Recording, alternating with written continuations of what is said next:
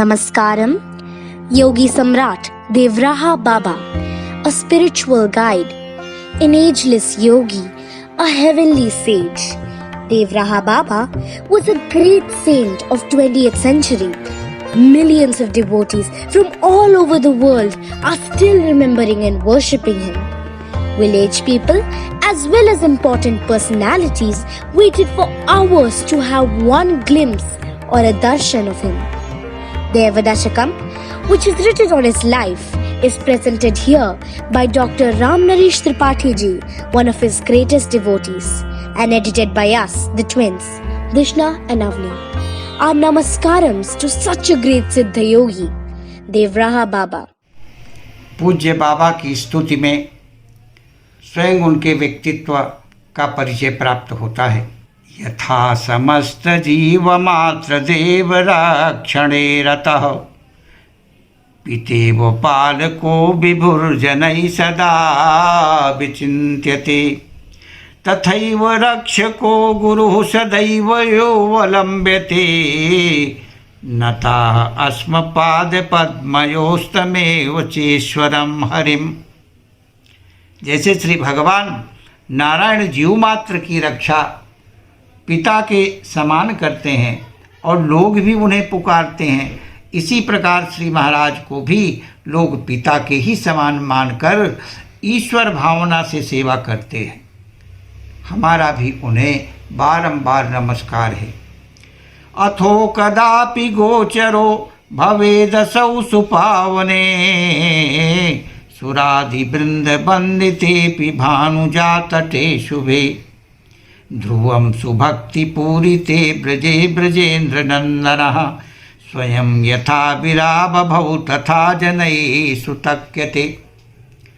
और जब कभी ये महापुरुष पवित्र यमुना तट पर वृंदावन में सुर मुनि वंदित वृंदावन में विराजते हैं तो इस ब्रजभूमि भक्ति से पूर्ण लोग यही समझते हैं कि मानो भगवान श्री कृष्ण ही पुनः प्रकट हो गए हैं।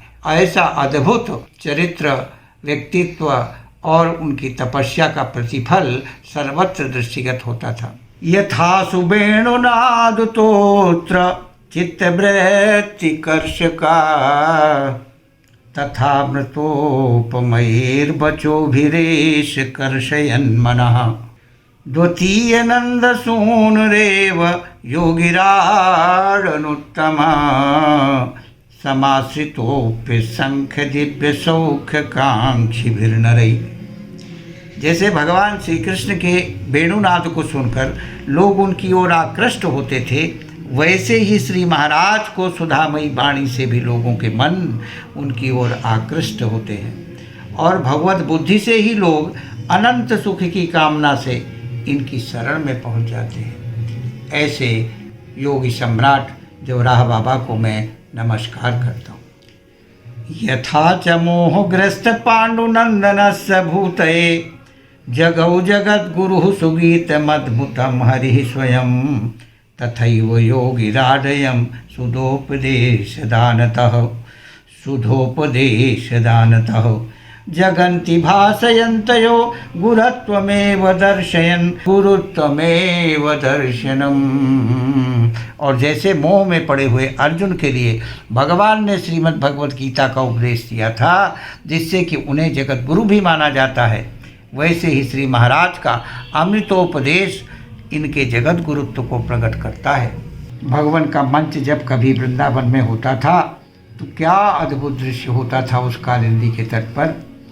अहो यदेश दृक्पथम प्रयाति भाग्यशालिनाम अहो यदेश दृक्पथम प्रयाति भाग्यशालिनाम कदापि या मुनि तटे दिगंबरो महामुनि विहाय भेद दर्शनम समस्त देश जातिजम स्वकीयमेव दैवतम विभाव्य पूज्यते गुरुः। और जब कभी भी श्रीधाम वृंदावन में यमुना के किनारे बाबा जी का मंच होता तो प्रायः देखा जाता था कि लोग देश जाति संप्रदाय आदि भावनाओं को छोड़कर अपने ही वर का पूज्य समझकर पूजा करने लगते थे। माने कभी किसी ने ये नहीं पूछा, वैसे भी साधु की जाति नहीं होती है, लेकिन बाबा के बारे में कभी किसी ने प्रश्न नहीं किया कि बाबा किस जाति के हैं। बाबा की आयु को लेकर अवश्य हमेशा प्रश्न उठा करते थे। तो स्वयं स्वतीर्थ सेवनेन तीर्थमेव पावयन् जनापि प्रशिक्षयान् विराजते महामुनिः। जनानपि प्रशिक्षयान् विराजते महामुनि। न तीर्थसेवनं मुधा तदा जनैर्यमन्यते वसन्ति तत्र हीदृशा महायतीश्वरा अपि। वस्तुतः तीर्थों में जाने से ही श्री महाराज के द्वारा तीर्थों की ही महिमा बढ़ जाती थी। लोग समझते हैं कि तीर्थों में जाना व्यर्थ नहीं है, जबकि श्री महाराज जी जैसे महामुनि जन भी तीर्थों में जाते हैं। देखिए, तीर्थ ही तारयति तीर्था, जो इस लोक से तारता है, उद्धार करता है, परलोक की प्राप्ति कराता है, ऐसे हैं तीर्थ। इसलिए तीर्थ राज समाज सुकर्मा, ये जो तीर्थराज प्रयाग है इसीलिए तीर्थों का राजा है। और हमारे देश में ऐसे असंख्य तीर्थ हैं जहाँ लोगों का आवागमन बना रहता है और वो इस संसार रूपी सागर से उद्धार की कामना करते हैं इन तीर्थों में।